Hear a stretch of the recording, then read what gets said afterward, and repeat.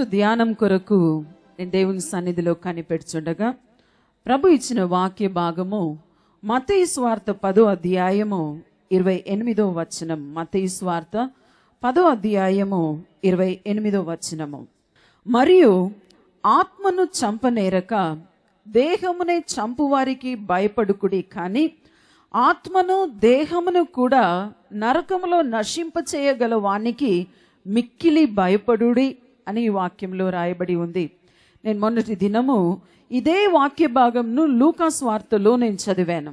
లూకాసు వార్త 12వ అధ్యాయం 4వ వచనం 5వ వచనంలో మనం చూస్తున్నాము, నా స్నేహితులైన మీతో నేను చెప్పుచున్నదేమనగా దేహమును చంపిన తర్వాత మరేమీ చేయలేని వారికి భయపడుకుడి, ఎవనికి మీరు భయపడవలనో మీకు తెలియచేయుదును, చంపిన తర్వాత నరకంలో పడద్రోయే శక్తి గల వానికి భయపడుడి, ఆయనకే భయపడుడని మీతో చెప్పుచున్నాను.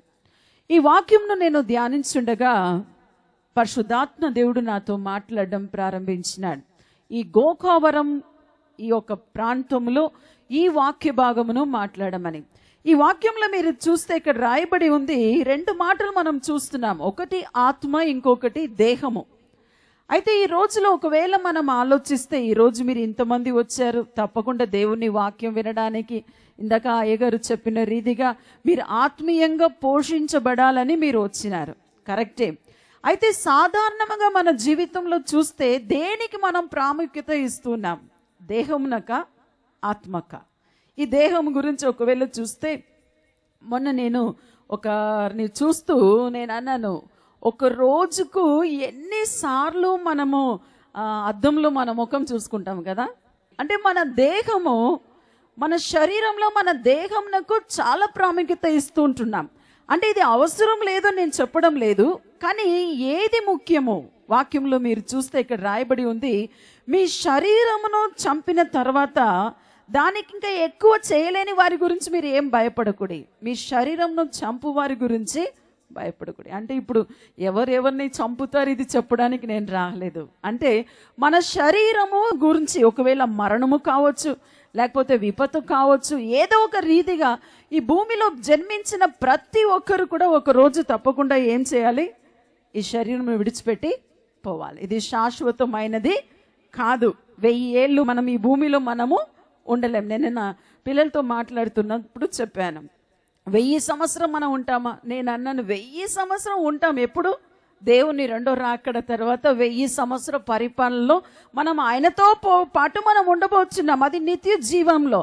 కానీ ఈ భూమిలో ఎవ్వరు కూడా 1000 సంవత్సరం జీవించినట్లు మనము చూడడం లేదు. కానీ ఇక్కడ ఈరోజు ఈ వాక్యంలో మీరు చూసినట్లయితే దేని గురించి మనం బాధపడాలి, దేని గురించి మనం చింతపడాలి అని ఇక్కడ రాయబడి ఉంది. మీ శరీరము కాదు, మీ ఆత్మను నరకంలో నశింప చేయడానికి శక్తి గలవానికి భయపడుడి. వెంటనే నేను ఆలోచించాను, ఈ రోజుల్లో ప్రజలకు ఏదైనా భయము, ప్రయాణం అంటే భయము, కొందరు చాలా విధమైన ఫోబియా అంటారు, చాలా రకమైన భయం. ఏదైనా తినాలంటే భయము, ఏదైనా త్రాగాలంటే భయము, లేదా ఇంకా ప్రయాణం చేయాలంటే భయము, ఎక్కడ ఎప్పుడు ఏ మరణము ఎలా సంభవిస్తుందో అని ఈ శరీరం కొరకు చాలా బాధ, కలవరం ఉంటుంది. అయితే వాక్యంలో మనం చూస్తే మనం దేని కొరకు మనం బాధపడుచున్నామంట? ఈ శరీరం గురించి. ఇదే వాక్యంలో మనం చూస్తున్నాం 22లో, ఏమి త్రిందుమా అని మీ ప్రాణమును గూర్చి అయినను, ఏమి త్రాగుదుమా అని మీ దేహంను గూర్చి అయినను చింతపడకుడి, మీరు భయపడకుడి. ఒకవేళ నేను ఇప్పుడు మీకు చెప్తున్నాను, మీ భయపడవలసిన అవసరం లేదంటే మీరు అంటున్నారు, అయితే మేము నిజంగా భయపడవలసిన అవసరం లేదు అంటే మా యొక్క ప్రాణం గురించి ఎవరు బాధపడాలి? వాక్యంలో మీరు చూస్తే ఈ ఒక విషయం గురించి యేసు ప్రజలతో మాట్లాడుతూ, శిష్యులతో మాట్లాడుతూ, అదే మత్తయి సువార్త 10వ అధ్యాయంలో ఆయన వివరిస్తున్న మాట నాకు చాలా నచ్చినది. అక్కడ ఇంగ్లీష్లో స్పారో అని, తెలుగులో పిచ్చుకలు అని మనం చూస్తున్నాం. ఈ ఒక పక్షిని చూస్తే చాలా అల్పమైన, అంటే ఎవరు అంతగా శ్రద్ధను ఇచ్చే ఒక పక్షి కాదు, ఒక స్పారో, ఒక పిచ్చుక. ఇక్కడ రాయబడి ఉంది, మీరు ఆ పిచ్చుకను గమనించి చూడండి, దాని గురించి రాయబడి ఉంది, వాటిలో ఒక్కటైనా దేవుని ఎదుట మరవబడదు ఇదే వాక్య భాగము మత్తయి సువార్త 10:29లో మేము చూస్తున్నాము. మీ తండ్రి సెలవీయక వాటిలో ఒక్కటైనను నేలలో పడదు అని. అంటే నేను ఆలోచించి చూశాను, ఆ రోజుల్లో ఈ బైబిల్ గ్రంథంలో ఈ అధ్యాయం రాయబడిన రోజుల్లో రాయబడి ఉంది, ఒక పిచ్చుక 2 కాసులకు, 5 పిచ్చుకలు 2 కాసులకు వారు అమ్మారంట. అంటే ఈరోజు ఒకవేళ ఆలోచిస్తే చాలా నీచంగా మనం ఎంచబడుచున్న సామాన్య పక్షి, ఎవ్వరు లెక్కించని ఒక సామాన్య ఆకాశంలో ఎగురుతున్న ఆ పిచ్చుక నేల మీద పడాలంటే, అంటే అది చనిపోవాలంటే లేదా అమ్మపడాలంటే అది దేవుని అనుమతి లేకుండా అది జరగదంట. ఇప్పుడు ఒకసారి ఆలోచించి చూడండి. అందుకే రాయబడి ఉంది, మీ ఈ పిచ్చుకల కంటే మీరు శ్రేష్టమైన వారు కదా. ఇక్కడ రాయబడి ఉంది, తర్వాత రాయబడి ఉంది, మీ తల వెంట్రుకలు అన్నీ లెక్కింపబడి ఉన్నవి గనుక మీరు భయపడకుడి, మీరు అనేకమైన పిచ్చుకల కంటే శ్రేష్ఠులు అని. ఈ వాక్యం నేను చదువుతున్నప్పుడు ఇక్కడ రాయబడి ఉంది, మీ తల వెంట్రుకలు కూడా లెక్కింపబడి ఉన్నాయి. అంటే ఒకవేళ మీరు దేవుడు మన తల వెంట్రుకలంతా లెక్కించి ఉన్నాడా? ఒక రోజుకు, దీనికి అర్థం చూడండి, ఒక రోజుకు మనం తల దూవుతున్నప్పుడు ఎన్ని వెంట్రుకలు మన తల నుండి రాలుచున్నది ఎవరికైనా తెలుసా? సైన్స్ ప్రకారం ఒక రోజు 10 నుండి 15 అయినా రాలొచ్చంట. అంటే తల వెంట్రుకలు, ఈరోజు సైన్స్ ఎంత అభివృద్ధి చెంది ఉంది, కానీ తల వెంట్రుకలు ఎన్ని ఉన్నాయని ఎవ్వరు కూడా ఇంతవరకు లెక్కించలేకపోయారు. అదే రీతిగా ఇంకా అబ్రహామును దీవించిన దేవుడు ఆకాశ నక్షత్రము వలె లేదా సముద్రపు ఇసుక వలె నిన్ను దీవిస్తానన్నాడు. ఎవరైనా ఆకాశంలో ఉన్న నక్షత్రములు ఎన్ని ఉన్నాయని ఇప్పుడు వరకు ఎవరైనా లెక్కించారా? లెక్కించలేరు. ఎందుకంటే రోజు రోజు ఒక నూతనమైన నక్షత్రం, ఈ రోజు ఒక నక్షత్రానికి పేరు పెడతారు, మరుసటి రోజు న్యూస్ వస్తుంది, ఏం తెలుసా, కొత్తగా ఒక నక్షత్రం కనిపెట్టారా, పేరు పెట్టారు.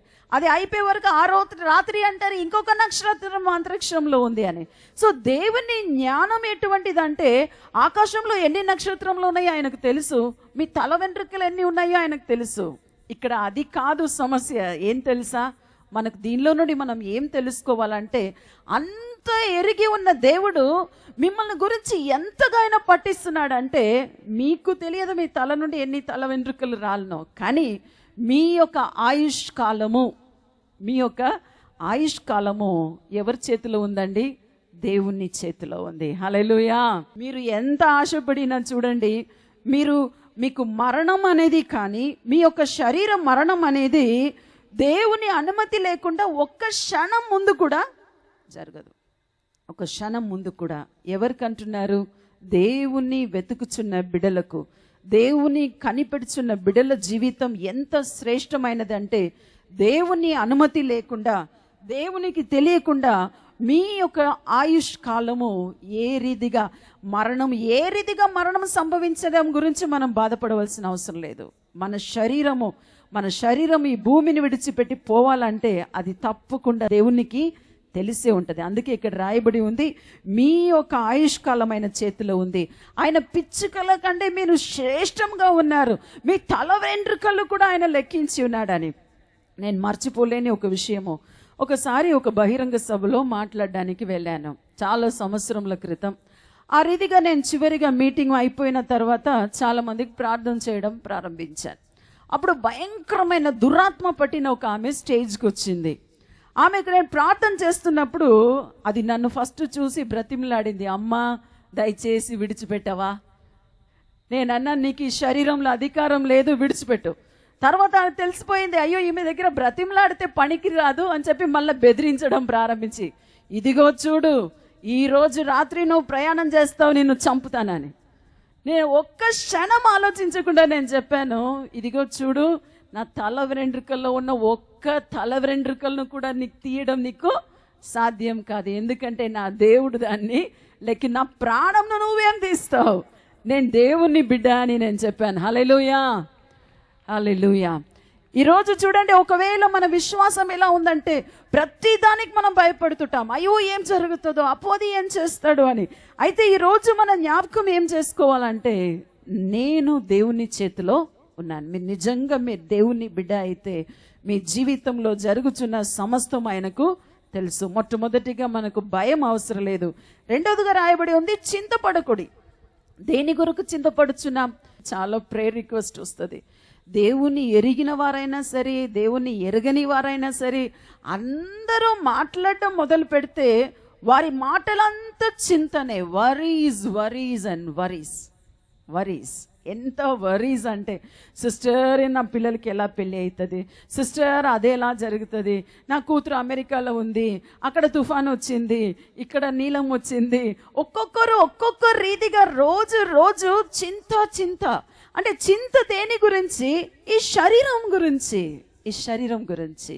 అయితే దేవుని వాక్యం ఏం చెబుతుంది? కాకుల సంగతిని విచారించి చూడు. ఇంతకు ముందు నేను చెప్పాను పిచ్చుకల గురించి. ఇప్పుడు కాకుల సంగతి ఇక్కడ దేవుడు అంటున్నాడు, కాకులను చూడండి. ఆ కాకులను మీరు చూస్తే, ఏదైనా ఒక కాకి ఎక్కడన్నా చూసారా ఆహారం లేకుండా చనిపోవడం? ఇక్కడ రాయబడి ఉంది మన శరీరం గురించి, ఆహారం గురించి, వస్త్రము గురించి, ఈ బట్టల గురించి, ఇవన్నిటి గురించి మనం ఎంత బాధపడుతున్నామంటే, ఈ బాధపడే సమయము మన జీవితం ఏం చేస్తుందంటే దేవుణ్ణి సమీపించకుండా ఆటంకపరుస్తుంది. మన దేవుని మీద పూర్తి విశ్వాసం ఉంచి, ఆ దేవుడు నన్ను సృష్టించిన దేవుడు, ఆ కాకులను పోషించే దేవుడు, ఈ పిచ్చుకల మీద శ్రద్ధ కలిగిన దేవుడు నాకు ఆహారమును తప్పకుండా పంపిస్తాడని మనం విశ్వసిస్తే, తప్పకుండా మిమ్మల్ని ఎప్పుడు కూడా ఆకలిగా కాకుల సంగతిని పట్టించుకుంటున్న దేవుడు తప్పకుండా మీకు ఆహారం ఇవ్వకుండా విడిచిపెడతాడా? తప్పకుండా ఆయన ఏం చేస్తాడు? మిమ్మల్ని పోషిస్తాడు. మాకు 94 సంవత్సరంలో భయంకరమైన అప్పుల బాధ. ఆ టైంలో అయితే ఒకవైపు నేను గర్భవతిగా ఉన్నాను, ఇంకొక వైపు భయంకర ఆర్థిక సమస్యలు. ఆ రోజుల్లో కొన్ని రోజులు నా చేతిలో 5 రూపాయలు కూడా లేకుండా ఉన్న రోజులు ఉన్నాయి ఆ రోజుల్లో. కానీ ఎప్పుడైనా ఇప్పుడు నేను వెనుక తిరిగి చూస్తే నేను అనుకుంటున్నాను, ఆ రోజుల్లో దేవుడు నన్ను ఎలా పోషించాడు. ఒక రోజు కాదు, 2 రోజు కాదు, నాకు తెలిసి దాదాపు అనుకుంటున్నాను ఒక 6-7 సంవత్సరంలో ఈ రీతిగా మేము అనుభవించినాం.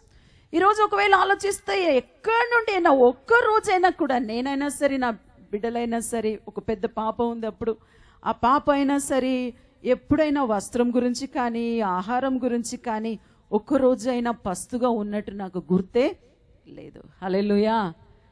ఆ రీతిగా మిమ్మల్ని కూడా తప్పకుండా పోషించగలిగిన దేవుడు. ఒకరోజు ఒక మ్యాగజైన్లో ఈ చిన్న సంభవం చదివాను. నాకు చాలా నవ్వు వచ్చింది, మీకు చెప్పాలని ఆశపడుచున్నాను.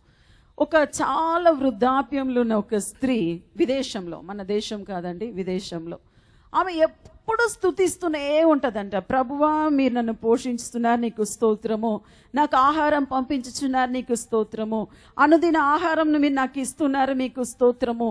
ఈమె ఎప్పుడు చూసిన దేవుణ్ణి స్తుతిస్తూనే ఉండడం చూసి కొందరు యవ్వనస్తులకు చాలా కోపం వచ్చింది. ఇది ఏంటి, ఈ ముసలమ్మ వేరు పనే లేదు, ఎప్పుడు చూసినా ఈమె దేవుడు నాకు ఆహారం ఇచ్చాడు, దేవుడు నన్ను ఆహారం ఇచ్చాడు, నాకు వస్త్రం ఇచ్చాడు అని ఈమె చెప్తున్నది కదా. ఈమెకు ఒక గుణపాఠం నేర్పించాలి. ఒకరోజు అనుకున్నారు, బయట ఇంటి బయట తాళమును వేసేశారు, ఈ రోజు ఈమెని ఎవరు పోషిస్తారు చూద్దాం అని చెప్పి వారు కొంతసేపు కనిపెట్టారు. అప్పుడు వాడిలో ఒక్కడు అన్నాడంట, ఈ ముసలమ్మకు దేవుడు పోషించడం లేదు, మనమే పోషించినామని జ్ఞాపకం చేయాలి అని చెప్పి వారి ఇంటి పైకి ఎక్కి ఆ కప్పును విప్పి ఏం చేశారు, ఒక పెద్ద బ్రెడ్, విదేశంలో ఎక్కువ బ్రెడ్డే తింటారు, ఆ బ్రెడ్ను వారి పై నుండి వారు వేశారంట. కరెక్ట్గా కింద కూర్చుని ఆమె చేతికి ఆ బ్రెడ్ వచ్చింది. వెంటనే ఆమె చేతిలో తీసుకొని, thank you lord Jesus for providing me this bread, ప్రభువు నాకు ఈ బ్రెడ్ను మీరు ఇచ్చారు, మీకు చాలా స్తోత్రము అని చెప్తూ ఆమె స్తుతించిందంట. అప్పుడు వీళ్ళందరూ పైనుండి కింద దిగి తలుపును తీసి, ఓ ముసలమ్మ, దేవుడు పంపించలేదు, మేమే మీ ఇల్లు పై కప్పు విప్పి పైనుండి మేము ఆహారం మేము పంపించినాం. ఆ ముసలమ్మ అన్నదంట, ప్రతిసారి దేవుడు ఎవరో ఒక దేవుని బిడ్డను పంపించి నన్ను పోషిస్తాడు, కానీ ఈరోజు కొందరు కోతి పిల్లలను పంపించి నన్ను పోషించాడు అన్నదంట. చవలుగడి దేవుని మహింపరుస్తామా? ఎలా పోషిస్తాడని మీరు బాధపడవలసిన అవసరం లేదు. కోతి పిల్లను పంపించి పోషిస్తాడు, లేకపోతే కాకిని పంపించి ప్రవక్తను పోషించినట్టు మిమ్మల్ని పోషిస్తాడు. కావాల్సింది ఏమిటి? తర్వాత రాయబడి ఉంది, సందేహపడకుడి, సందేహపడకుడి. Do not doubt. మీ శరీరం గురించి మీరు ఏ సందేహపడవద్దు. ఒకవైపు ఈ రోజుల్లో క్రైస్తవ బిడ్డలు చాలా వరకు ఎలా ఉన్నారంటే, సిస్టర్ మేము దేవుని నమ్ముతున్నాం అంటారు. ఎక్కడ చెప్తారండి? చర్చ్లో చెప్తారు, సాక్ష్యం చెప్పినప్పుడు చెప్తారు. కానీ మరుక్షణం చూడండి, గంటసేపు ప్రార్థన చేస్తారు. ప్రభువా మీరు ఈరోజు ఇది చేయబోతున్నారు, నీకు స్తోత్రము, అన్నీ అయిపోతుంది. ఆమెను చెప్పిన తర్వాత ఈరోజు ఇది జరుగుతుందా? ఏంటండి ఇది జరుగుతుందా? ఈరోజు స్వస్థత జరుగుతుందా? నేను కూడా వచ్చి కూర్చున్నప్పుడు అనుకున్నాను, ప్రజలు అంత దూరంలో ఉన్నారు కదా, ముందుకు ఎవరిని పిలవలేని ఈరోజు అన్నప్పుడు ప్రభు అన్నాడు, నువ్వెందుకు సందేహపడుతున్నా? నా చేయి కురు చేయి కాదు, ఈ గ్రౌండ్ కాదు, ఈ గ్రౌండ్ కన్నా ఇంకా 4 గంటలు పెద్ద గ్రౌండ్ ఉండ, నా చేయి వారిని తాకుది. It's not your hand, is my hand అన్నాడు ప్రభు. ఈరోజు ప్రతి ఒక్కరిని ఆయన తాకబోతున్నాడు. ఈరోజు ప్రతి ఒక్కరు మీరు అభిషేకించబడబోతున్నారు. ఈరోజు ప్రతి ఒక్కరు మీరు స్వస్థత పొంది మీరు తిరిగి వెళ్ళబోతున్నారు. ఇది మీ శరీరం గురించి. అయితే దేని గురించి భయపడాలని ఉంది? ఇక్కడ రాయబడి ఉంది, మీరైతే దేవుని రాజ్యమును వెతుకుడి, దానితో ఇవన్నీ మీకు అనుగ్రహింపబడును. ఇంకా అదే వాక్య భాగంలో రాయబడి ఉంది, మీ శరీరమును కాదు మీ ఆత్మను నశింపచేయగల వాడు శక్తి కలిగిన వాడు. అంటే ఒకవేళ ఆలోచిస్తే ఏది ముఖ్యం? ఈ శరీరంలో ఉన్న ఆత్మ. ఈ శరీరంలో ఆత్మ ప్రాణం మన శరీరం విడిచిపెట్టిపోతే ఏమంటారండి? ఏమంటారు తెలుసా? మీ పేరు ఏమైనా కానివ్వండి, ఇంకా అక్కడ ఒక్క రోజు ఉంచుతారు, రెండో రోజు ఏమంటారు? శవం అంటారు. పేరు పెట్టి హానరబుల్గా చెప్పరు. ఓ శవం, పక్కింటి వారండి, ఏ శవం త్వరగా తొలగించు, కంపు కొడుతుంది. The value of a body is only when the spirit and your soul lives in it. మీ శరీరంకి ఎంతవరకు విలువ అంటే, మీ శరీరంలో ఉన్న దేవుడిచ్చిన ఆత్మ అయిన ప్రాణమైన మీ శరీరంలో ఉన్నంత వరకే. అయితే ఈ యొక్క శరీరము మరణించినా తప్పకుండా ఈ భూమిలోనే ఉండిపోతుంది. ఏ శరీరము కూడా పరలోక రాజ్యమును చేరదు. వాక్యంలో రాయబడి ఉంది, రక్త మాంసము పరలోకంలో ప్రవేశించలేదు. అయితే ఏం ప్రవేశిస్తుందండి? పరలోకమైన నరకమైన ఈ మీ యొక్క శరీరంలో ఉన్న ఆత్మ ప్రవేశించడం మీ చేతిలో ఉంది. ఇక్కడ రాయబడి ఉంది, మీ ఆత్మను నరకంలో నశింపజేయగలిగిన శక్తివాణి. ఒకవేళ ఇది వింటుంటే మీకు ఒకవేళ భయం రావచ్చు, దేవుడు మా ఆత్మను మమ్మల్ని నరకంలో పడేస్తాడా? నేను ఎప్పుడూ మర్చిపోలేని విషయం, కొన్ని మెసేజెస్లో చెప్పి ఉన్నాను. మా పిల్లలు ఇద్దరు ఒకసారి సండే క్లాస్కి పోయి వచ్చారు. చిన్నగా వాళ్ళు 4th క్లాస్ 5th క్లాస్ చదువుతున్నప్పుడు సండే క్లాస్ పోయి వచ్చి పరిగెత్తుకొని వచ్చారు. వారు నాతో అన్నారు, మమ్మీ మాకు చాలా భయంగా ఉంది, ప్రార్థనలో కూర్చున్నారు, చాలా భయంతో కూర్చున్నారు, వారు పాడడం లేదు, దేవుని స్తుతించడం లేదు. నేను అడిగాను, ఏమైందమ్మా, ఎందుకు భయంతో ఉన్నారు? వెంటనే నా 2 కుమార్తె అన్నది, మమ్మీ ఈరోజు సండే క్లాస్ పోయి వచ్చినాం, మా సండే క్లాస్ టీచర్ ఒక విషయం చెప్పారు. నేను అడిగాను, ఏం చెప్పారు? వెంటనే అన్నారు, ఆ పిల్లలు, మీ అందరికి తెలుసు పిల్లల స్వభావం, ఆ సండే క్లాస్లో ఉన్న పిల్లలు ఎవరో ఒకరు అబద్ధం చెప్పారంట. పిల్లలు అబద్ధం చెప్పడం మనమే నేర్పిస్తాం కదా, తల్లిదండ్రులను చూసే పిల్లలు నేర్చుకుంటారు. అయితే ఆ పిల్లలు ఎవరో ఒకరు అబద్ధం చెప్తే వెంటనే ఆ సండే స్కూల్ టీచర్ అన్నదంట, నువ్వు అబద్ధం చెప్తే యేసయ్య నిన్ను నరకంలో పడేస్తారు. అన్ని రోజుల వరకు దేవుని ప్రేమ గురించి మాత్రం నా పిల్లలకు నేను నేర్పించాను.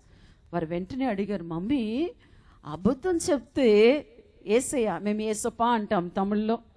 అయితే పిల్లలు అడిగారు, యేసయ్యప్ప మమ్మల్ని నరకంలో పడేస్తారా? ఆ నరకంలో చాలా అగ్ని ఉంటుంది కదా. వెంటనే నేను నవ్వుచు అన్నాను, మీకు ఎవరన్నారు? యేసయ్య మనల్ని నరకంలో పడేయడానికి భూమికి రాలేదండి. హల్లెలూయా. మీకు ఎవరైనా యేసు మిమ్మల్ని నరకంలో పడేస్తారంటే క్రైస్తవ బిడ్డలైన మీరు నమ్మాల్సిన అవసరం లేదు. ఎందుకు తెలుసా? మీరు క్రైస్తవులు, దేవుణ్ణి అంగీకరించిన వారు. ఒకవేళ నరకం ఎవరి కొరకు సిద్ధపరచబడినది? ఇక్కడ ఉన్న మీకు కాదు.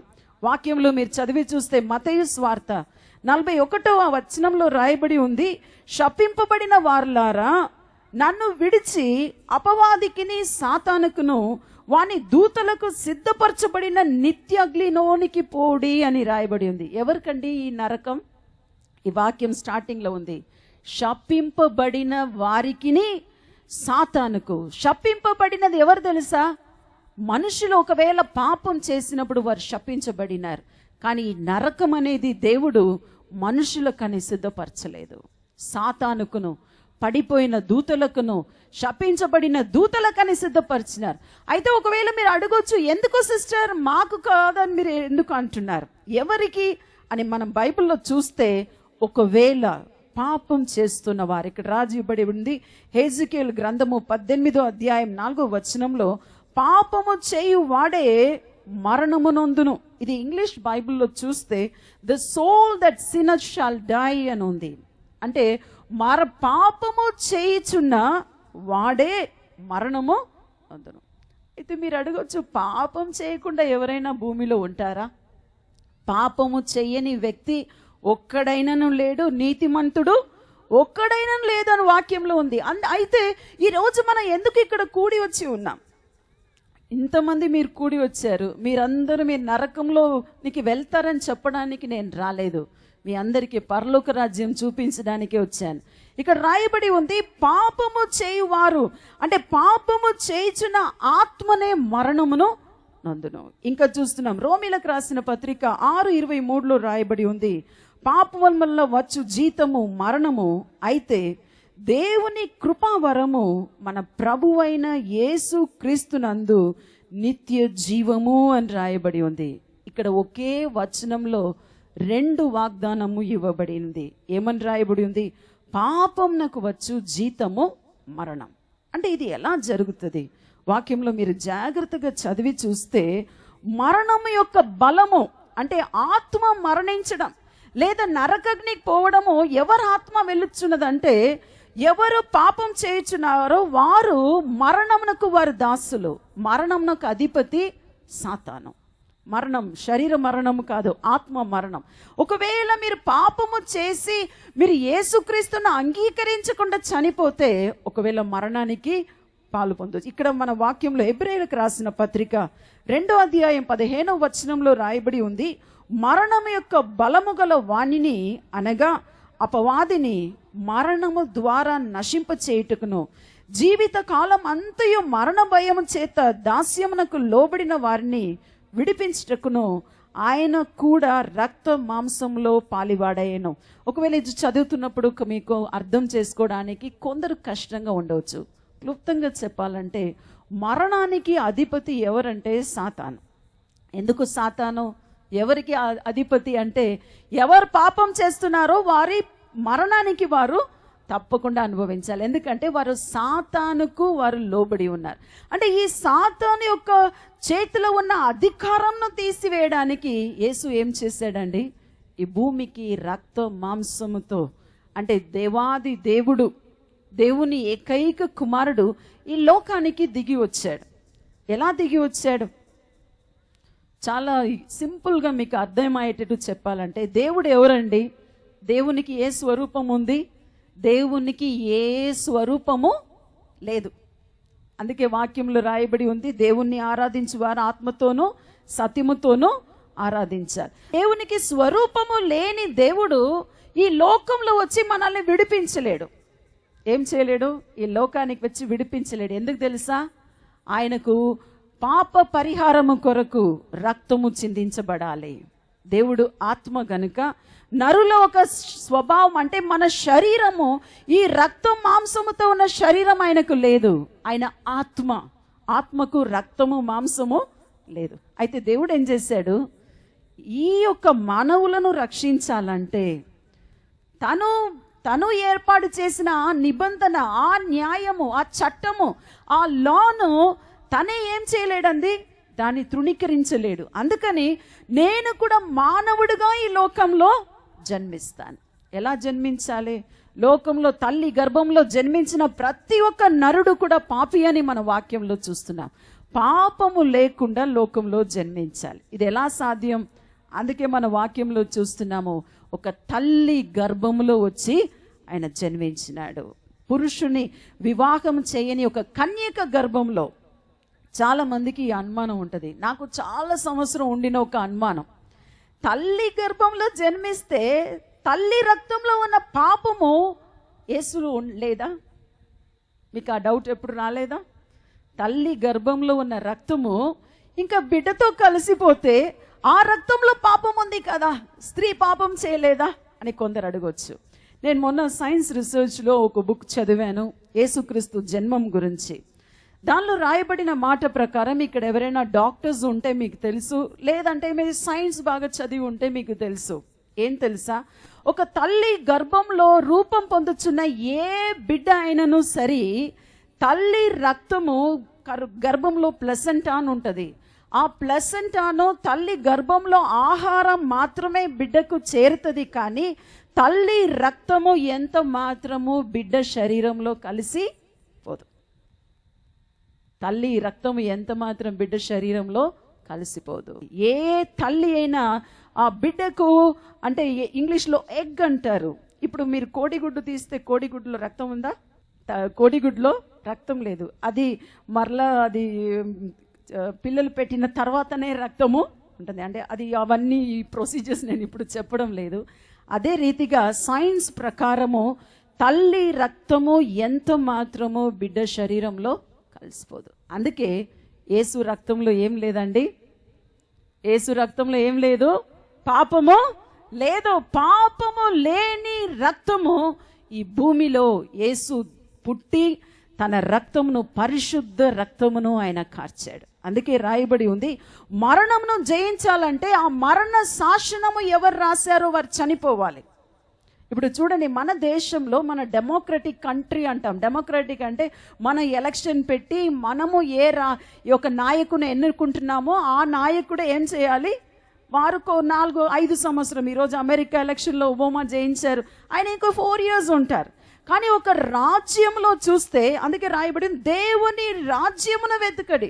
ఒక రాజ్యంలో మీరు చూస్తే ఆ రాజు ఎప్పుడు చనిపోతాడు, ఆ రాజు ఉన్నంత వరకు ఆయన పలికిన మాటనే చట్టం, ఆయన పలికిన మాటనే చట్టం. ఆ చట్టమును కొట్టివేయాలంటే ఒకే ఒక విధి మాత్రం జరగాలి. ఏం తెలుసా, ఆ రాజు చనిపోవాలి. ఆ రాజు చనిపోవాలి. ఆయన చనిపోయినప్పుడు ఆయన రాసిన చట్టము క్యాన్సిల్ అవుతుంది. వేరే ఒక రాజు వచ్చినప్పుడు ఆయన ఏం చట్టమైనా పెట్టుకోవచ్చు. అదే రీతిగా ఈ యొక్క చట్టము, పాపమునకు జీతము మరణం అనే చట్టము రాసినది ఎవరండి? దేవుడు.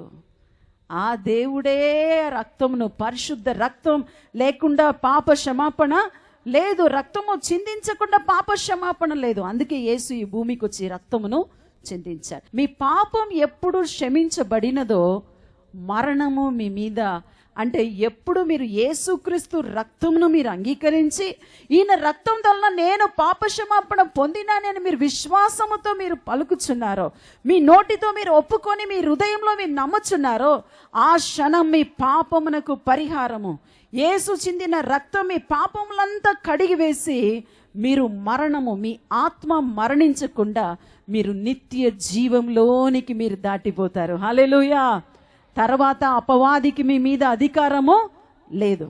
హల్లెలూయా.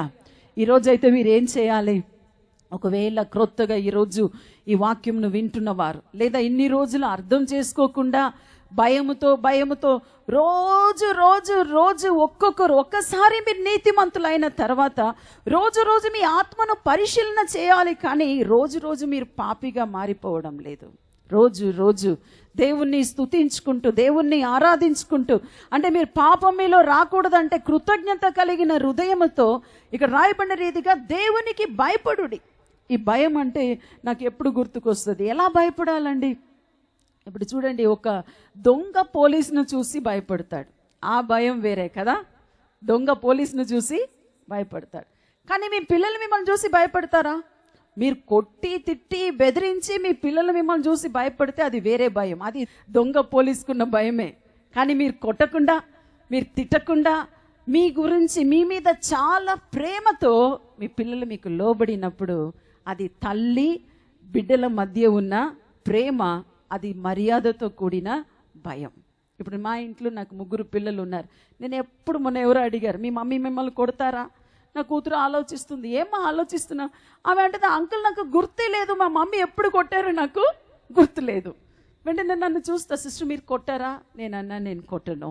చిన్నప్పటి నుండి నా పిల్లల హృదయంలో నేను ప్రేమను నేను వారికి చూపించాను. వారు ప్రేమకు లోబడతారు. కానీ కొట్టి తిట్టి వారితో కూర్చొని ఏడ్చి వారు నాకు లోబడ్డం అలా లోబడితే ఎన్ని రోజులు లోబడతారండి? నెలలో 20 రోజులు నేను ఇంట్లో ఉండడం లేదు.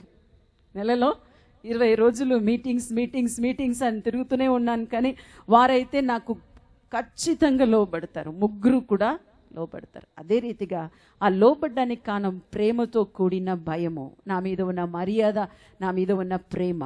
మీరు కూడా దేవుని మీద ఉన్న భయం ఎలా ఉండాలంటే, ఆయన దేవుడు కనుక మీరు వణుకుతూ అపవాదికి భయపడినట్టు దేవునికి భయపడవలసిన అవసరము లేదు. నా కొరకు రక్తం చెందిన దేవుడు, నా కొరకు ఈ లోకానికి దిగి వచ్చిన దేవుడు, సమస్తమును ఆయన విసర్జించి నా కొరకు ఆ పరలోకంను విడిచి నా వలె ఒక మనుష్యుని వలె ఆయన రక్తం మాంసమును ధరించుకొని వచ్చి ఆ సిలువలో నా కొరకు సమస్తం, అంటే రక్తంలో చివరి చుక్క వరకు ఆయన రక్తమును చెందించాడు. ప్రభువా, మీరు నా కొరకు మరణించినాడు, నా కొరకు, నా ఒక పరిహారము కొరకు, నేను నరకంలో ప్రవేశించకూడదని మీరు నా కొరకు మరణించారు అని చెప్పి మీరు విశ్వాసంతో రోజు దేవుణ్ణి స్తుతిస్తూనే ఉండండి. పాపం చేయాలన్న స్వభావం మీలో నుండి విడిచిపెట్టి పోతుంది. హల్లెలూయా, హల్లెలూయా. అయితే ఈ నరకం పరలోకం గురించి మాట్లాడుతున్నప్పుడు, మొన్న నేను అమెరికా దేశానికి వెళ్ళాను. అక్కడ ఒక 6-7 దేశాలు స్టేట్స్ తిరిగాను. అక్కడ తిరుగుతున్నప్పుడు ఒక మంచి అమెరికన్ లేడీ వచ్చి నన్ను చూసి అడిగింది, do you believe in heaven and hell? ఏం అడిగింది తెలుసా? మీకు నరకం గురించి, పరలోకం గురించి మీరు నమ్ముతారా అని. వెంటనే నన్ను పరిచయం చేసిన ఆ యొక్క ఇండియన్ ప్రీచర్ ఆయన అన్నారు, సిస్టర్ మీరు తప్పకుండా ఈరోజు మా అమెరికన్ ప్రజలకు ఇది చెప్పాలి, ఈ నరకం పరలోకం గురించి చెప్పండి అని. అంటే మీరు ఒకవేళ టీవీలో కొందరు విన్నారేమో, అయినా మీకు చెప్తాను. కొన్ని సంవత్సరముల క్రితం వారికి నేను చెప్పింది మీకు కూడా చెప్తున్నాను. కొన్ని సంవత్సరముల క్రితం గుంటూరులో ఒక బహిరంగ సభ జరిగింది. ఆ బహిరంగ సభ కొరకు నేను సిద్ధపడి, నేను సామాన్యంగా రాత్రి కాలం ఎక్కువసేపు దేవుని సన్నిధిలో కనిపెడతాను. రాత్రి 2 గంటలకు, 12 గంటల తర్వాత 4 గంటలకు నాకు ట్రైన్ గుంటూరుకు. 12 గంటలకు కన్ను మూసుకున్నాను, చాలాసేపు ప్రార్థనలో కనిపెట్టి. సడన్గా ఈ అనుభవం నేను మీకు వివరించలేను, కానీ ఆత్మలో దేవుడు నన్ను ఎక్కడికో తీసుకొని వెళ్ళడం నేను చూశాను. ఆ స్థలంలో, ఒక స్థలంలో పోయి నిలబడి ఉండడం చూశాను. నా దగ్గర తెల్లని వస్త్రమును ధరించుకునే వ్యక్తి నిలబడి ఉండడం చూశాను. ఆయన నాతో మాట్లాడుతూ ఉన్నాడు. నేను అక్కడ చూస్తే అది చాలా అందమైన ప్రాంతము. ప్రపంచంలో ఎన్నో అందమైన ప్రాంతం చూసి ఉన్నాను. స్విట్జర్లాండ్, ఊటీ, కాశ్మీర్, ఇవన్నీ చూసి ఉన్నాను. అక్కడ చూస్తే చాలా అందమైన పువ్వులను నేను చూశాను, గార్డెన్స్ చూశాను, దూరంలో భవనములను చూశాను. అది చూస్తూ నా దగ్గర ఉన్న వ్యక్తితో నేను అడిగాను, where I am on earth, ఎక్కడ ఉన్నాను ఈ భూమిలో, ఇది ఏ ప్రాంతం? వెంటనే నవ్వుతూ ఒక స్వరం వినబడినది, you are not standing in earth, you are standing in heaven. వెంటనే నాతో ఆ స్వరం మాట్లాడింది, నువ్వు భూమిలో నిలబడి ఉండడం లేదు, నువ్వు నాతో కూడా పరలోకంలో ఉన్నావు ప్రభు అన్నాడు. వెంటనే నాకు తెలిసింది, ఆ పరిశుద్ధాత్మ నాతో మాట్లాడుచు ఉన్నప్పుడు ఆయన అన్నాడు, ఇదిగో నీ కొరకు స్థలంను సిద్ధపరచడానికి నేను వెళ్ళుచున్నానని అప్పుడు చెప్పాను. ఇప్పుడు ఇంకా ప్రజలు అదే ప్రసంగిస్తూ ఉన్నారు, కానీ స్థలము సిద్ధంగా ఉంది. ఆయన అన్నాడు, go and tell my people everything is ready. పరలోకంలో సమస్తము సిద్ధంగా ఉంది. ఏం ఆలస్యం తెలుసా? యేసుక్రీస్తు రెండో రాకడ కొరకు మనం సిద్ధపడాలంతే. ఆయన రాకడ చాలా సమీపంగా ఉంది. ఆయన అన్నాడు, you go and tell my people my coming is near. నువ్వు నా ప్రజలకు చెప్పు, పరలోకం సిద్ధంగా ఉంది, అన్నీ సిద్ధంగా ఉంది. ఇదిగో తోటంలో ఉన్న పువ్వులు కూడా, ఇలా పువ్వులు అలా పూస్తూ రెడీగా ఉందని నువ్వు పోయి చెప్పు. చాలా సంతోషం అనిపించినది. ఈ ఒక చిన్న దర్శనము, అంటే దర్శనం అని చెప్పలేను, పరలోక అనుభవం చూడడానికి 2 గంటల సేపు పట్టింది. వెంటనే నేను కన్ను తెరిచి చూశాను, ఉదయం 2 గంటలు అయింది. నేను అనుకున్నాను ఇంకొక 2 గంటల సేపు నిద్రపోదామని. కన్ను మూసుకొని పడుకున్న మరుక్షణం అదే అనుభవం, కానీ రెండోసారి సంతోషం అనిపించలేదు. నాకు అప్పుడే నా కడుపంతా త్రిప్పడం ప్రారంభించినది. ఆ యొక్క చోటు చాలా ఎక్కడో ఒక చోటుకి నేను ప్రయాణం చేసి పోవడం చూశాను. అదే వ్యక్తి, పరలోకంలో చూసిన అదే వ్యక్తి నాతో కూడా ఉండడం నేను చూశాను. ఆ స్థలం ఎలా ఉందంటే చీకటి అయిన స్థలం, ఇంత లైట్ లేదండి. మీ ఇంట్లో ఒకవేళ చిన్న 0 వాల్ట్స్ బల్బ్ చేస్తే ఎంత వెలుతురు ఉంటుందో అంత మాత్రం. ఆ వెలుతురు కూడా ఒకవేళ నాకు చూపించడానికి కావచ్చు. నేను అక్కడ నిలబడి చూస్తూనే ఉన్నాను. ఆ వ్యక్తి అంటున్నాడు, లుక్ డీప్, ఇంకా లోతుగా చూడు అని. అక్కడ నేను చూసింది ఏం తెలుసా? ఒక పెద్ద అది సముద్రం అని నేను చెప్పలేను, లేకపోతే ఒక చెరువు అని చెప్పలేను. ఎందుకంటే చెరువులకు అలలు ఉండదు, కానీ దానికి అలలు ఉన్నాయి. ఇంకా ప్రారంభంలోనే చెరువు కానీ నది కానీ ఒక తీరం అని ఉంటుంది, దీనికి తీరం లేదు. చుట్టబడి రాయితో కట్టబడిన ఒక సముద్రం లాంటి ఒక స్థలం చూశాను. స్టార్టింగే చాలా లోతుగా ఉంది. అక్కడ నేను నిలబడి చూస్తూ ఉన్నప్పుడే నాతో ఒక స్వరం మాట్లాడింది, లుక్ స్టిల్ డీప్ అని. ఇంకా లోతుగా చూడు. నేను చూస్తూనే ఉన్నాను. ఆ సముద్రంలో ఉన్నది ఒక చెరువు కానీ మీరు ఏమైనా చెప్పొచ్చు. దానిలో నేను చూస్తూ ఉన్నప్పుడు దానికి అలలు ఉండడం చూశాను. ఆ అలల్లో నీళ్లు కాదు. అక్కడ నేను చూశాను, బైబిల్లో సొదొమ గొమొరాను నాశనం చేసినప్పుడు ఎటువంటి అగ్ని గంధకంతో కూడిన, ఒకవేళ మీరు వాల్కనోస్ చూస్తే భూమిలో నుండి వస్తున్న వాల్కనోస్ ఎలా ప్రవహించి వస్తే ఎలా ఉంటుందో అలా చూశాను. అది భయంకరంగా కనబడినది. అలా చూస్తూనే ఉన్నప్పుడు ఇంకా లోతుగా చూశాను. దానిలో ఏం చూశానంటే పురుగులు చూశాను. ఎటువంటి పురుగులు తెలుసా? వర్మ్స్. పురుగులు అంటే మీకు తెలుగులో అన్ని ఇన్సెక్టే, తెలుగులో ఇంగ్లీష్లో రాయబడినది వర్మ్స్ అని ఉంది. వర్మ్స్ అంటే మీరు మట్టి పురుగులు మీరు చూసి ఉంటారు, ఫార్మర్స్ చూసి ఉంటారు, పొలంలో చూసి ఉంటారు మీరు. ఆ పురుగు లాంటిది చిన్న సైజు నుండి పెద్ద సైజు వరకు కొన్ని లక్షల లక్షల లక్షల పురుగును నేను చూశాను. అలా చూస్తున్నప్పుడు ఒక స్వరం మాట్లాడినది, వాక్యంలో రాయబడిన మాట, అక్కడ వారి పురుగు చావదు, అగ్ని ఆరదు. పురుగు అంటే ఏమిటంటే, మీరు అనుకుంటున్నారు ఒకవేళ నరకంలో పోతే పరలోకంలో మీరు ఉంటే మీకు మహిమార్థమైన శరీరం ఉంటుంది, యేసుతో పాటు మీరు జీవించవచ్చు. కానీ నరకంలో పోతే ఇప్పుడు ఉన్న ఈ అందమైన శరీరం అక్కడ ఉండదు. ఒక్కొక్క మనుషుని ఆత్మ పురుగు వలె అక్కడ ఉంటుంది. ఒక పురుగును, ఒక సామాన్య పురుగును తీసి నిప్పులో వేసి చూడండి, ఎంతసేపు ఉంటుందండి? Just few seconds. కొన్ని సెకండ్స్లో ఒక పురుగు అలా భస్మమైపోతుంది. కానీ మనుషుల ఆత్మకు చావులేని చావు. చావులేని చావు అంటే ఏమిటండి? మనుషుల శరీరం ఒక నిమిషంలో చచ్చిపోతారు కదా, కానీ ఒక పురుగును తీసి మీరు నిప్పులో వేసిన తర్వాత కూడా అది కొట్టుకుంటూ చావు లేకుండా రోజు రోజు చచ్చిపోతే ఎలా ఉంటుంది? అలా చూస్తూనే ఉన్నాను. ఆ అగ్నిలో ఉన్న పురుగు చావలేదు, కానీ ఒక్క పురుగును మరల దేవుడు నాకు చూపించాడు. Look at that particular worm అని చూపించాడు. దానిలో ఒక్క పురుగును చూశాను. ఆ పురుగు ఏ రీతిగా మనం మనుషులు ఆలోచించుతున్నామో, ఎలా ఏడుస్తూ ఉన్నామో, ఎలా మాట్లాడుతున్నామో ఆ రీతిగా దానికి అన్నీ.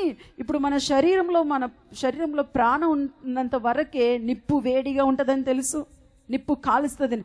ఒక శవంను మీరు చాలామంది చూసి ఉంటారు, కాలుస్తారు కదా కట్టలు పెట్టి.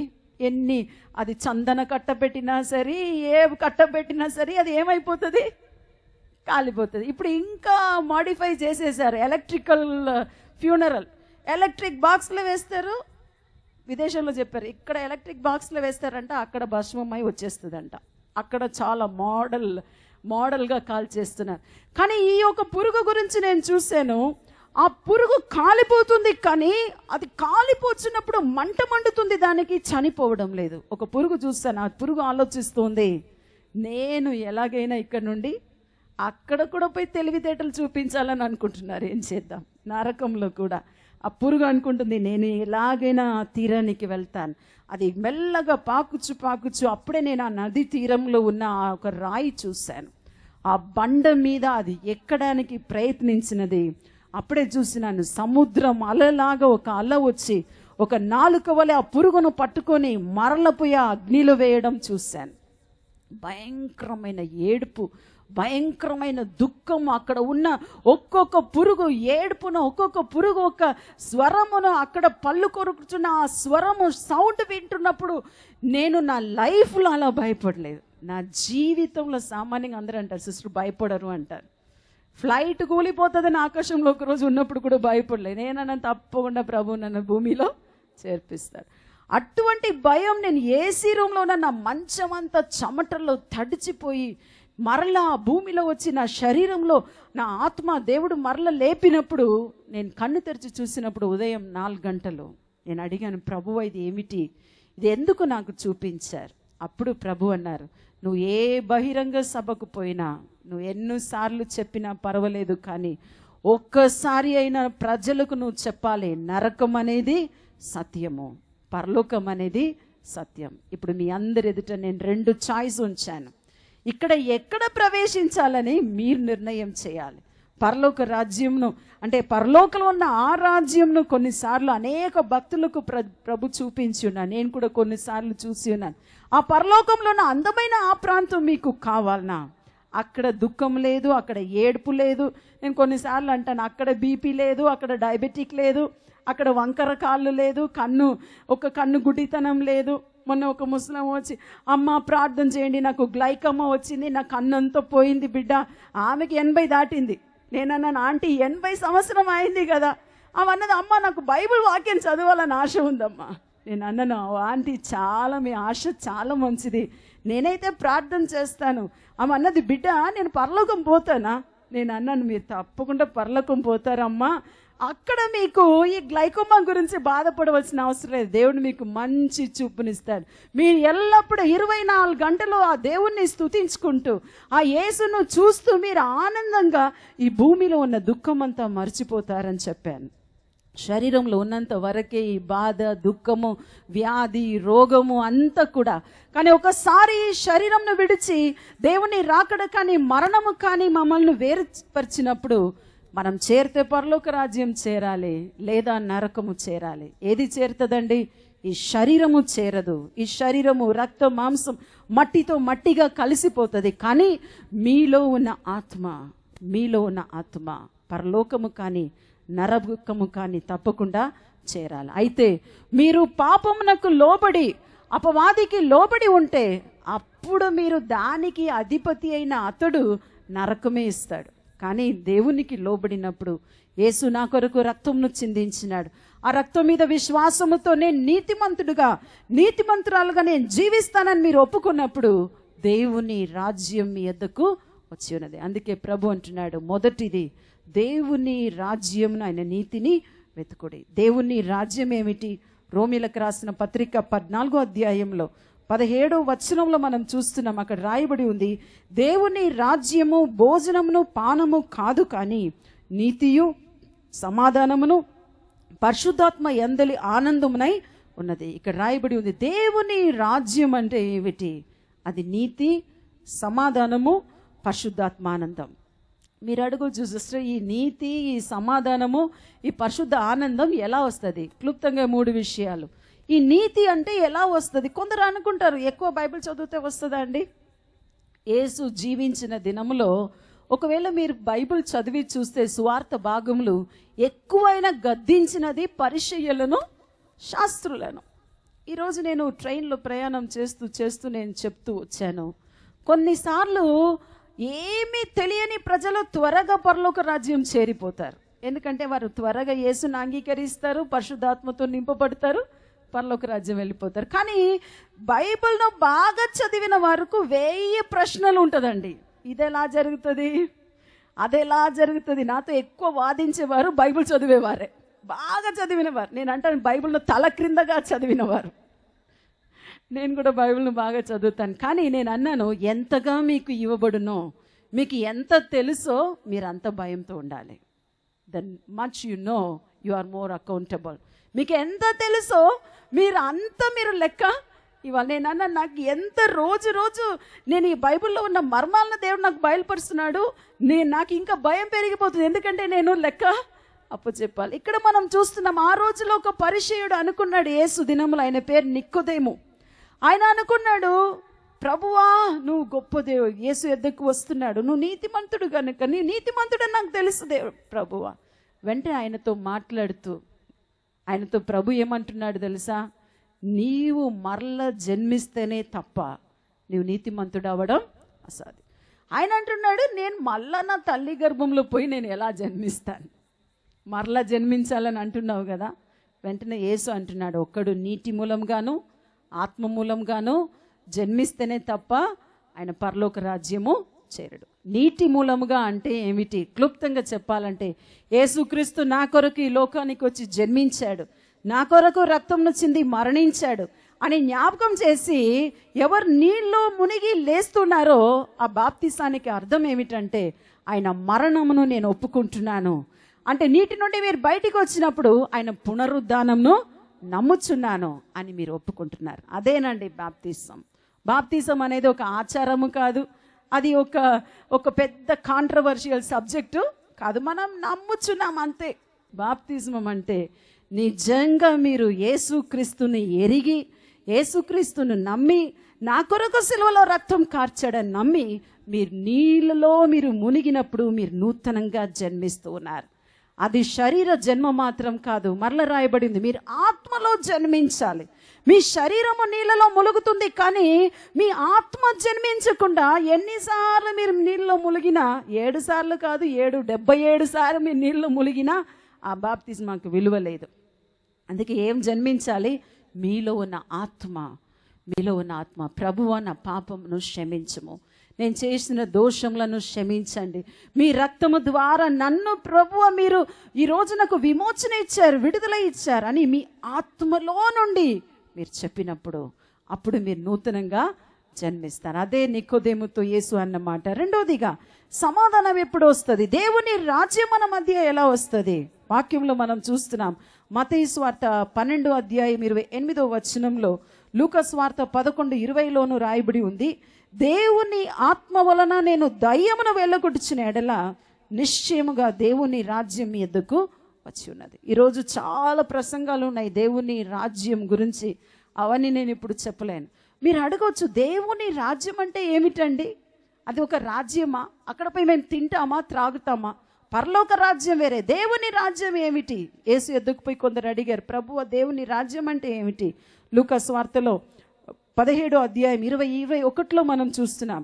దేవుని రాజ్యము ఎప్పుడు వచ్చునని పరిసయ్యులు ఆయనను అడిగినప్పుడు ఆయన, దేవుని రాజ్యం ప్రత్యక్షంగా రాదు, ఎందుకనగా ఇదిగో దేవుని రాజ్యము మీ మధ్యనే ఉంది. ఇప్పుడు మీ అందరికీ నేను ఒక శుభవార్త చెప్పబోతున్నాను. దేవుని రాజ్యం ఎక్కడ ఉంది తెలుసా?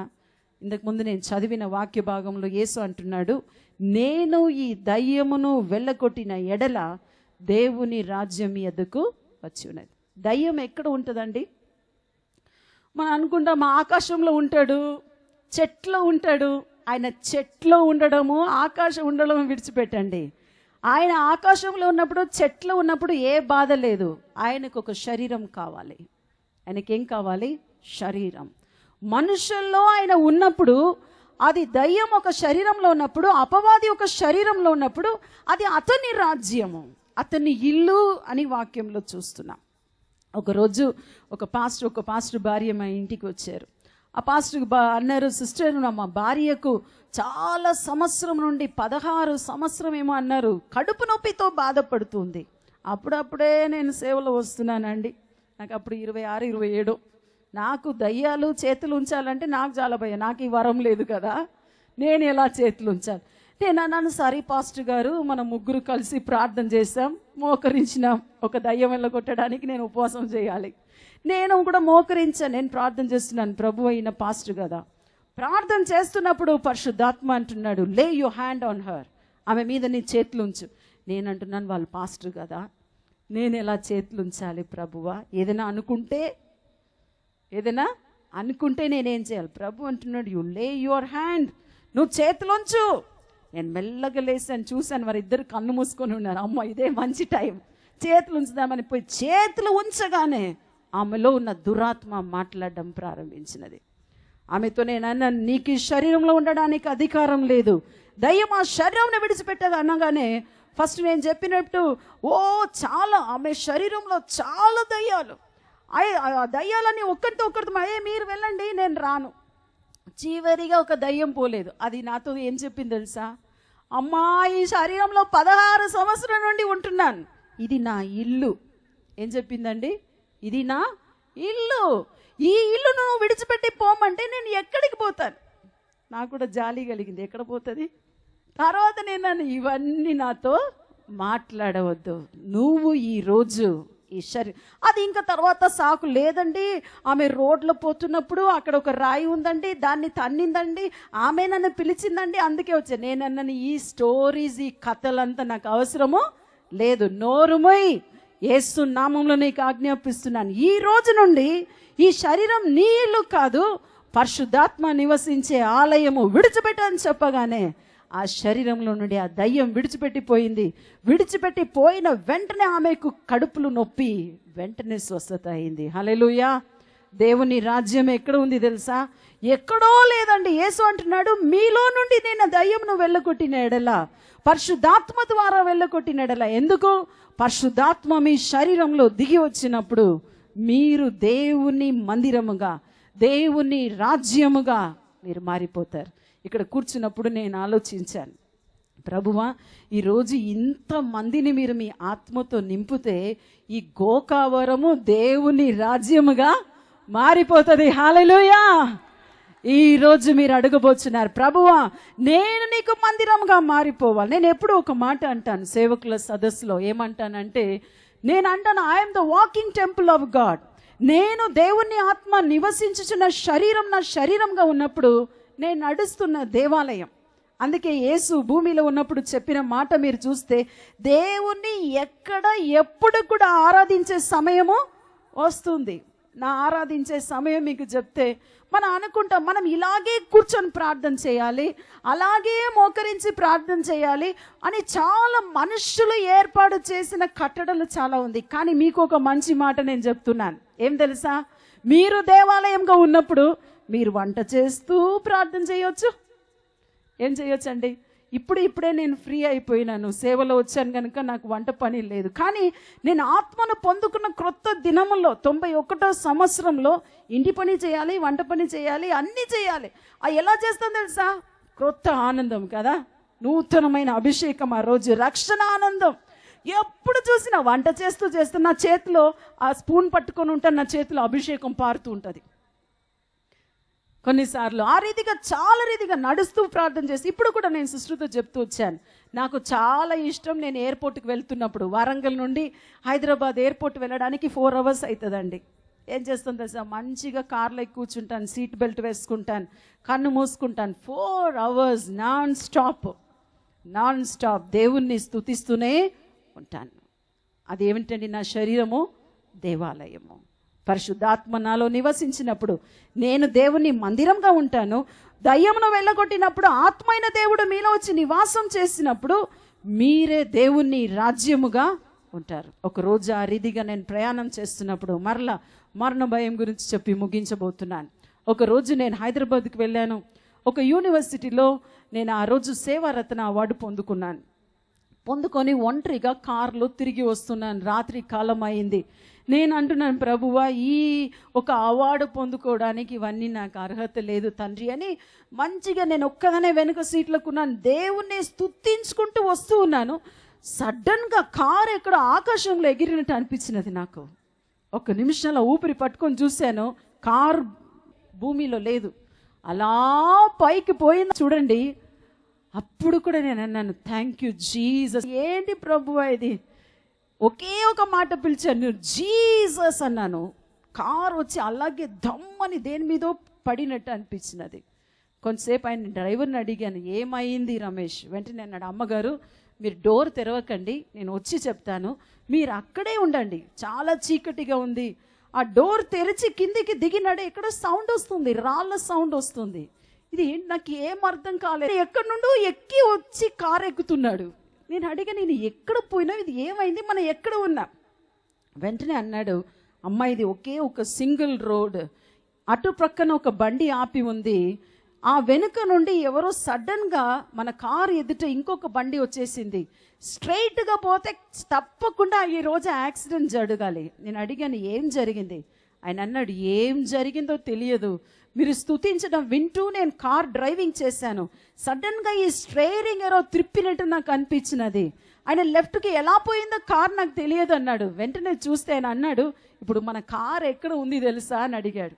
నేను అడిగాను, ఎక్కడ ఉంది అడిగాను. వెంటనే అన్నాడు, రోడ్డు పోయడానికి 2-3 లారీలు కంకర్లు పోసారు, ఆ కంకర మీద పోయి మనకి ఆ కారు ఏమో చేసి ఉంది, ఆగి ఉంది, ఇది ఎలాగైనా ఈ బండిని కిందికి తెంచాలి. హల్లెలూయా. చప్పట్లు కొట్టి దేవుని మహింపరచండి. మీరు దేవుని చేతిలో ఉన్నారా? మీ శరీరము దేవాలయంగా ఉందా, లేదంటే నేను ఇందాక చెప్పినట్టు అపవాది నివసిస్తున్న శరీరంగా ఉందా? మీరు ఈరోజు నిర్ణయం చేయాలి. లేదా యేసుక్రీస్తును అంగీకరించి మీరు పరలోక రాజ్యం చేరుతారా? ఈ వాక్యంలో మనం చూసినట్లయితే నీతిమంతులు ఏం చేస్తారంటే నీతిమంతులు నిత్య జీవమునకు పోవుదురు అని రాయబడి ఉంది. నీతిమంతులు అయితే మీరు ఈరోజు నీతిమంతులుగా ఎలా మార్చబడతారు? మీరు సొంత క్రియను బట్టి కాదు, మీరు ఏదో ఒకటి చేసి కాదు, లేదా మీరు నీతిమంతులుగా జీవించి మీరు నీతిమంతులు అవ్వడం అసాధ్యం. కానీ యేసు రక్తము ద్వారా మీరు నీతిమంతులు అయిన తర్వాత మీరు నీతిమంతులు అయినారు గనుక నీతి క్రియలను మీరు చేస్తారు. ఈరోజు మీకు మీరే ఒక ప్రశ్న వేసుకోండి, నా శరీరం దేవాలయంగా ఉందా? దేవుని రాజ్యం నాలో ఉందా? దేవుని రాజ్యం నా ఇంట్లో ఉందా? నా ఇంట్లో అపవాది ఏలుచున్నాడా? లేదా యేసు ప్రభు మా జీవితంలో మాకు రాజుగా ఉన్నాడా? ఈరోజు మీరు అడిగి, ఈరోజు నేను ప్రార్థన చేస్తున్న సమయంలో ఒకవేళ సిస్టర్ ప్రీతా జడ్సన్ వచ్చారు, స్వస్థతలు జరుగుతుంది అని ఆశతో వచ్చారేమో. తప్పకుండా ప్రీతా జడ్సన్ వచ్చారని కాదండి, యేసు ప్రభు ఇక్కడ ఉన్నాడు కనుక. మీరు ఆకలిని భుజించడానికి ఒకవేళ ఆహారం తింటే రేపు మరలా మీకు ఆకలి అవుతుంది. కానీ ఈ ఆకలి కాకుండా నిజముగా నేను పరిశుద్ధాత్మను పొందుకోవాలి, నేను పరలోక రాజ్యం చేరాలి, నా శరీరం ఈ భూమిలో నశించిపోయినా పర్వాలేదు, నా శరీరంలో ఉన్న ఆత్మైన దేవుడు నన్ను పరలోక రాజ్యంలో చేర్పించాలి. ఈరోజు నేను యేసుక్రీస్తును సొంత రక్షకుడుగా అంగీకరిస్తాను. ఈరోజు యేసు సిలువలో చిందిన రక్తం నేను నమ్ముతాను, నా కొరకు ఆయన ప్రాణమును విడిచినాడని మీ నోరు తెరిచి మీరు చెప్పండి. ఆ పరిశుద్ధాత్మ దేవుడు నేను ప్రార్థన చేస్తున్నప్పుడు మీ ప్రతి ఒక్కరు నేను తాకబోచున్నాడు. మీ యొక్క ఆత్మ గురించి ఆయన ఎంత రక్తంను కార్చినాడంటే మీ యొక్క శరీరం గురించి ఆయన బాధపడ్డా తప్పకుండా మీ శరీరంను కూడా స్వస్థపరుస్తాడు. ఎందుకంటే ఆయన సిలువలో పొందిన మరణము ఒకవేళ రక్తము మీ పాప పరిహారం కొరకు, కానీ ఆయన పొందిన కొరడాల దెబ్బ, సిలువలో గాయము, ఆ గాయం అంతా కూడా మన శరీర స్వస్థత నిమిత్తమే. ఒకవేళ ఈరోజు మీరు స్వస్థత కోసం వచ్చారా, మీరు దేవుని వైపు చూడండి, మీకోసం మీరు ప్రార్థన చేయండి. ప్రభువా, నా ఆత్మ ఈ భూమిలో విడవబడకూడదు. ఒకవేళ నా శరీరం మరణించిన, ఒకవేళ నీ రాకడలో ఎత్తబడిన ప్రభువా, నేను పరలోక రాజ్యం చేరాలి, నిత్య జీవంలో ప్రవేశించాలి. ఈ శరీరం గురించి కాదు, ఈ శరీరం కంటే శ్రేష్టమైన నా ఆత్మ గురించి ఈరోజు నేను బాధపడుచున్నాను. నేను నీ రాజ్యం చేరాలి అని మీరు హృదయ అంతరంగంలో నుండి చెప్పి చూడండి. తప్పకుండా ఈరోజు మీ జీవితంలో గొప్ప కార్యము జరుగును.